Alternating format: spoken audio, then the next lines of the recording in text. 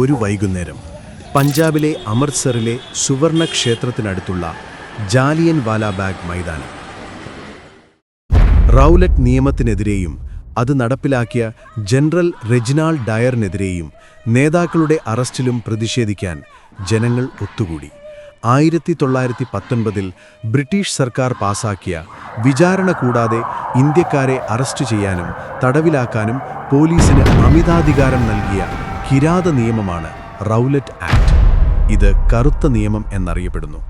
വളരെ സമാധാനപരമായാണ് അവർ പ്രതിഷേധിക്കുന്നത്. പെട്ടെന്നാണ് അത് സംഭവിച്ചത്.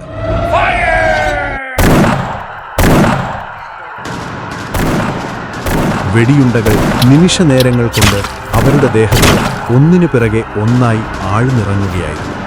മതിലുകളാൽ ചുറ്റപ്പെട്ട മൈതാനത്തിൻ്റെ ഒരേ ഒരു വഴി അടച്ച ശേഷം മുന്നറിയിപ്പില്ലാതെ ജനക്കൂട്ടത്തിനു നേരെ ഏകദേശം 10 മിനിറ്റോളമാണ് വെടിവെപ്പ് തുടർന്നത്. ഏകദേശം 10 മിനിറ്റോളം വെടിയുണ്ടകൾ തീരുന്നതുവരെ സൈന്യം വെടിവെപ്പ് തുടർന്നു. രക്ഷപ്പെടാൻ മാർഗമില്ലാതെ പലരും മൈതാനത്തെ കിണറ്റിലേക്ക് ചാടി മരിച്ചു. ഔദ്യോഗിക കണക്കുകൾ പ്രകാരം 379 പേർ മരിച്ചു. എന്നാൽ 1000-ലധികം പേർ കൊല്ലപ്പെട്ടതായാണ് വിശ്വസിക്കപ്പെടുന്നത്. 2000-ഓളം പേർക്ക് പരിക്കുകൾ പറ്റി.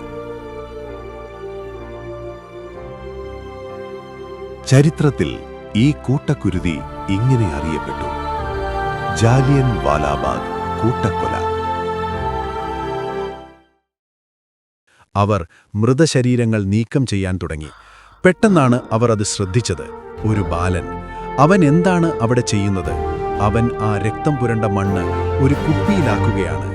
അവന്റെ കണ്ണിലെ തീ അതൊരു ഓർമ്മപ്പെടുത്തലായിരുന്നു. അല്ല, ആരാണ് ആ പയ്യൻ?